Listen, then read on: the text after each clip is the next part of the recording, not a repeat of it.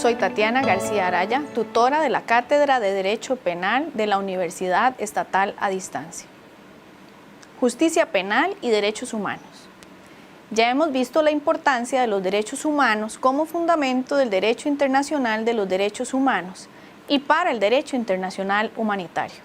Asimismo, que al ser reconocidos estos instrumentos de derecho por la Constitución Política, son parte del derecho vigente en Costa Rica. El tema de los derechos fundamentales tiene importancia en todos los ámbitos del ser humano, pero tiene una especial relevancia jurídica y práctica cuando lo relacionamos con la justicia penal. De modo tal que, a nivel del derecho penal, ya sea de fondo o procesal, el respeto a los derechos fundamentales es esencial para evitar que el Estado, en el ejercicio de su poder sancionador, lesione derechos fundamentales. La ciudadanía debe tener garantías que le permitan un adecuado derecho de defensa ante el Estado cuando se realiza una investigación y sanciona por un hecho delictivo. En la materia penal se compromete la libertad personal de la persona imputada, siendo posible incluso imponer medidas cautelares como la prisión preventiva. Es importante tener presente que cualquier persona puede llegar a ser imputada o investigada en un proceso penal.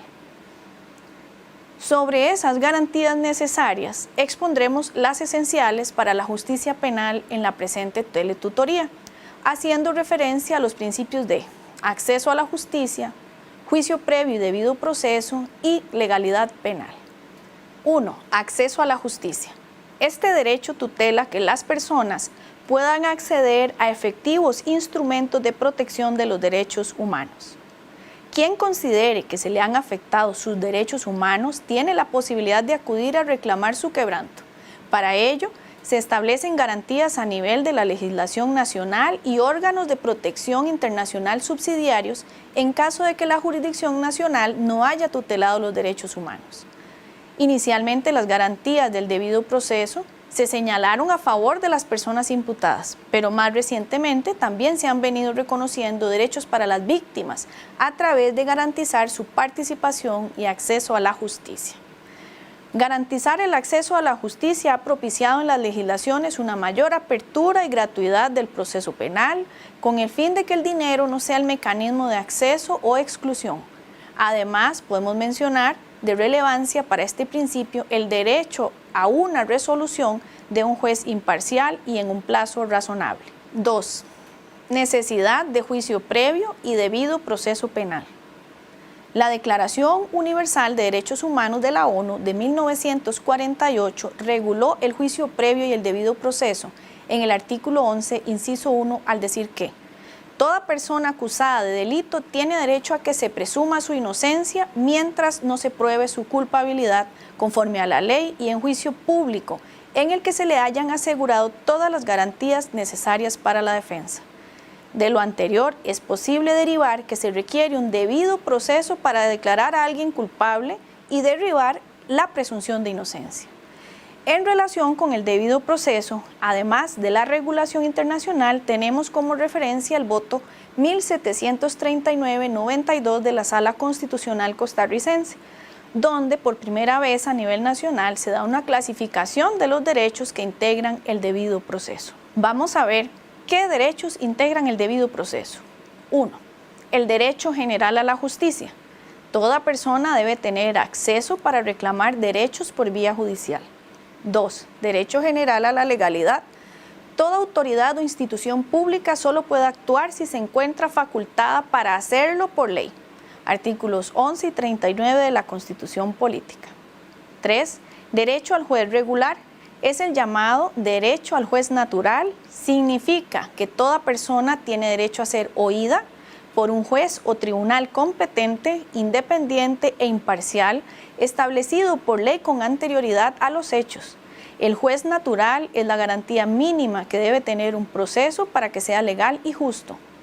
4. Derechos de audiencia y defensa.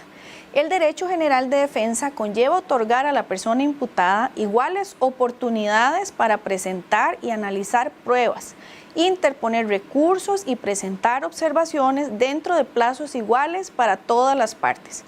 Incluye otros derechos como el de igualdad o equidad procesal, igualdad de armas, y el de audiencia previa, los principios de imputación e intimación, así como el derecho a la fundamentación de toda resolución procesal. La audiencia previa es vital para que la persona perjudicada tenga la oportunidad de defenderse de los cargos antes de la resolución final. 5. Principio de inocencia. Toda persona se considera inocente hasta tanto no se demuestre en un juicio previo su culpabilidad. 6. Principio de indubio pro reo. Implica la convicción sin ninguna duda del tribunal respecto de la culpabilidad de la persona imputada y en caso de duda debe resolver a su favor. 7. Derechos del procedimiento. Se requiere cumplir con el debido proceso legalmente establecido y respetuoso de derechos fundamentales, de modo que cualquier violación grave del procedimiento en perjuicio del imputado equivale a afectar uno de sus derechos. En el procedimiento se contemplan el principio de amplitud de la prueba, de legitimidad de la prueba, inmediación de la prueba, identidad física del juzgador, impulso procesal de oficio y valoración razonable de la prueba. 8. Derecho a una sentencia justa.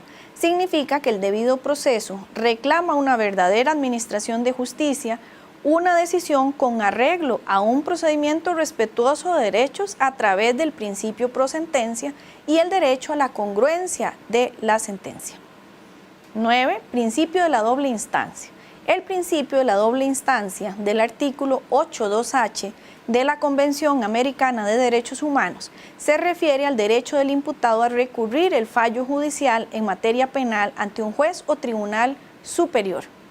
10. La eficacia formal de la sentencia. El principio de cosa juzgada implica la impugnabilidad de la sentencia firme, lo que ocurre cuando se han agotado todos los recursos y significa que no puede reabrirse una causa penal fenecida.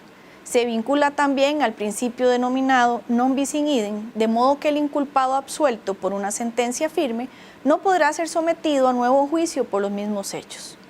11. Eficacia material de la sentencia. La autoridad de los jueces es un principio fundamental de todo Estado democrático de derecho y un requisito sine qua non de la vigencia de la libertad y de los derechos de la persona. Dentro de esas garantías adquieren especial relevancia las consagradas por la exclusividad y universalidad de la justicia en manos de tribunales absolutamente independientes, así como la supremacía de una jurisdicción internacional de los derechos humanos. 12. La reparación por error judicial. Las secuelas de la violación al debido proceso tienen diferentes efectos, siendo el principal la anulación de lo actuado en el proceso. Dependiendo del tipo de omisión o violación procesal, la anulación del proceso podría tener como consecuencia una reparación por error. Por ejemplo, como compensación por el lapso en que estuvo detenida una persona debido al menoscabo sufrido a su libertad y las consecuencias económicas de dicha privación.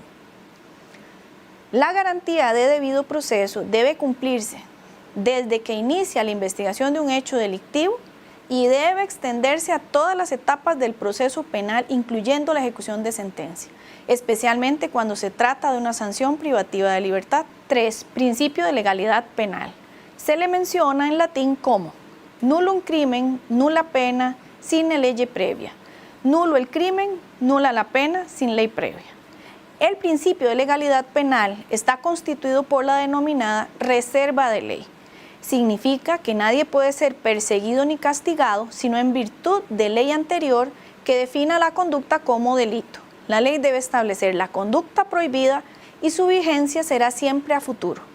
Esta garantía también incluye que los tipos penales, es decir, la descripción de la conducta prohibida, deben ser establecidos por ley, solamente regirán a futuro y deben ser redactados en forma clara y completa.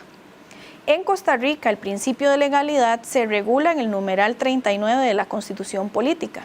En ciertas ocasiones, en hechos muy graves, los crímenes en periodo de guerra o conflicto bélico, realizados en países cuya legislación no sanciona esas conductas contra derechos humanos, el derecho internacional de los derechos humanos ha establecido que, aunque los hechos no sean delictivos, es decir, no se haya promulgado una ley que los declare como tales por la legislación interna del lugar de la comisión del hecho, igualmente son perseguibles internacionalmente si al momento de realizarlos son delitos reconocidos por la comunidad internacional. El reconocimiento de los derechos humanos y el derecho humanitario es esencial para una sociedad democrática que reconoce a la persona humana como el centro de su actividad y que reconoce y respeta la supremacía del derecho internacional. Si bien los derechos fundamentales no son absolutos, pueden limitarse, como sucede con la prisión preventiva, que limita la libertad personal. Siempre la limitación se aplica como una excepción. En el caso de una sanción privativa de libertad, la ejecución de la misma debe ser respetuosa al principio de dignidad de la persona y el Estado debe garantizar derechos fundamentales como la vida, la integridad personal, la salud, entre otros, a las personas que se encuentran privadas de libertad en centros de atención institucional.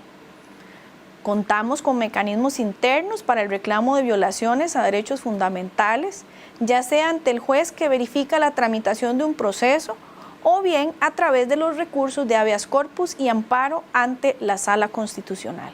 Asimismo, cuando se considere que esos mecanismos fallaron, subsidiariamente se puede acudir ante el Sistema Interamericano de Derechos Humanos.